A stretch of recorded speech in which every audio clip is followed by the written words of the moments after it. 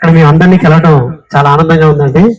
యాక్చువల్గా నేను రాగానే ఒక బ్యాగ్ పట్టుకుని ఒక ఆయన చూశాను సార్ని, షటిల్ బ్యాగ్ పట్టుకుని, బహుశా 75+ ఉంటుందేమో. అసలు మిమ్మల్ని చూశాక మేము రీఛార్జ్ అయ్యాం సార్. ఎందుకంటే మాకు అయిపోయిందిలే ఏదో వెళ్తుందిలే అనే కాకుండా మరలా అసలు ఎలా ఉండాలి అని మిమ్మల్ని చూశాక అర్థమైంది లైఫ్ అనేది ఏంటంటే. థ్యాంక్ యూ వెరీ మచ్ ఈ అవకాశాన్ని ఇచ్చినందుకు.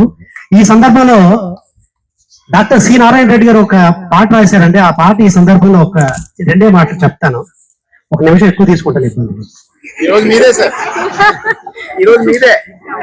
కనకనలాడే ఎండకు శిరసు మాడిన మనకు తన నీడను అందించే చిట్టే అమ్మ, చారెడు నీళ్ళైన తాను దాచుకోక జగతికి సర్వస్వం అర్పించే మబ్బే అమ్మ.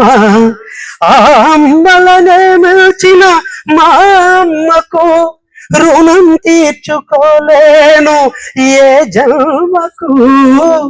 కంటేనే అమ్మ నీ అంటే ఎలా, కరుణించే ప్రతి దేవత అమ్మే కదా, అమ్మే కదా. అమ్మ 20 సంవత్సరాల వరకు పెంచి పెద్ద చేస్తుంది, తర్వాత ఇంకో అమ్మ చేతిలో పెడుతుంది. తనే భార్య. 54 సంవత్సరాలుగా తనని కంటికి రెప్పలా కాపాడుకుంటున్న వ్యక్తి ఎవరంటే భార్య. కాబట్టి వాళ్ళకి మించే తల్లి గొప్పది, అల్టిమేట్ దానికి మించింది లేదు. కానీ భార్య తనకి మించి గొప్పది. ఎందుకంటే మనకు బాధ అయితే మన భార్య ఏడుస్తుంది, మనకు కష్టం అయితే తను అల్లాడిపోద్ది. కాబట్టి వాళ్ళకి మించి వాళ్ళకి మనం చేసే సర్వీస్ కి మనం ఏం చేసినా రుణం తీర్చుకోలేము. తల్లి రుణం ఎలాగో తీర్చుకోలేము, భార్య రుణం కూడా తీర్చుకోలేము. కాబట్టి ఈ సందర్భంలో వాళ్ళు మాకు ఇన్స్పిరేషన్. ఎందుకంటే ఎంత ఇమోషన్ వచ్చినా, ఎంత రిజర్వ్గా ఉంటారు అంటే, ఎంత కోపం వచ్చినా, ఎంత మనం ఇరిటేట్ చేసే పరిస్థితులు ఎదురైనా చాలా శాంతంగా, కామ్గా, రిలాక్స్డ్గా ఆ సిచ్యువేషన్ ని దాటించే వాళ్ళని చూసి నేను చాలా నేర్చుకున్నాం లైఫ్ లో. ఈ సందర్భంలో ప్రతి భర్త భార్య విషయంలో ఎలా ఉండాలో వాళ్ళని చూసి నేర్చుకున్నది. గజల్ శ్రీనివాస్ ఒక మాట చెప్పాడండి, ఒక పాట, దాన్ని ఎలా చెప్తాను.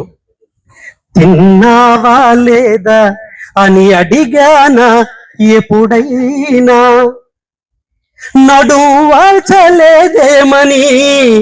అన్నానా ఎప్పుడైనా. ఆ భర్త అంటాడు భార్యతో, ఎప్పుడైనా నేను ఒకరోజైనా నిన్ను అడిగానా? ఎప్పుడైతే ఇంటికి ఉదయం లేస్తావు, 5 గంటలు లేస్తావు, వంట చేస్తావు, ఇల్లంతా తుడుస్తావు, వాషింగ్ మెషిన్ లో బట్టలు వేస్తావు, ఆరబెడతావు, పిల్లలు చూసుకుంటూ ఇన్ని చేస్తావు కదా, అసలు నీ గురించి ఎప్పుడైనా నేను అడిగానా? తిన్నావా లేదా అని అడిగానా ఎప్పుడైనా, నడువాల్చలేదేమని అన్నానా ఎప్పుడైనా. చీర నీకు బాగుందని పొగిడానే గాని, చీర నీకు బాగుందని పొగిడానే గాని, చీర కట్టుకుని ఏదో ఫంక్షన్కి వెళ్తే రెడీ అయ్యి వస్తుంది ఆవిడ, ఏమిటి చీర బాగుందిరా పద అంటాం. ఈ చీరకు నీవే సొగసని అన్నావా ఎప్పుడైనా. నీకు చీర బాగుందంటావు కానీ ఈ చీర, అసలు ఈ చీరకి సొగసు నువ్వు ఇచ్చావు, నువ్వు కట్టుకోవడం వల్ల సొగసు వచ్చింది ఎప్పుడైనా అన్నావా? ఈ చీరకు నీవే సొగసని అన్నావా ఎప్పుడైనా, తిన్నావా లేదా అని అడిగానా ఎప్పుడైనా.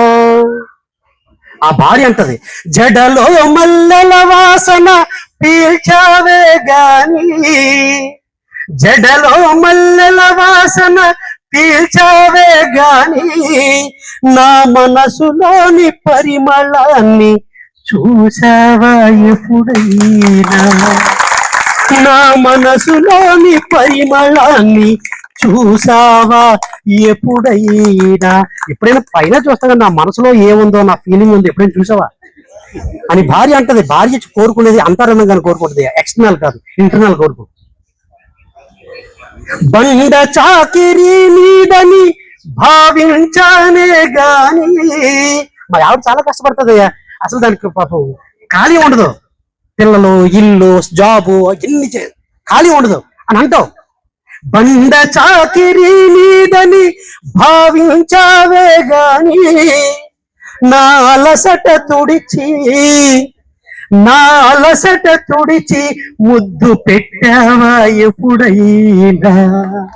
తిన్నావా లేదా అని అడిగావా ఎప్పుడైనా?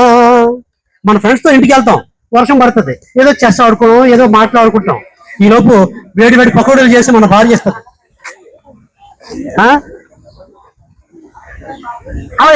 సమయం అయిపోయిందండి, క్షమించాలి.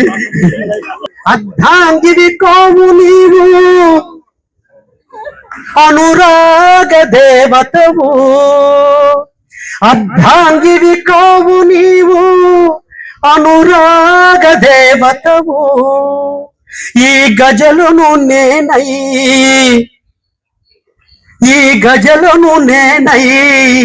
కూస్తానా ఎప్పుడైనా ఏ రోజు ఏదో రోజు అంటానా నా భార్యతో తిన్నావా లేదా అని ఎప్పుడైనా?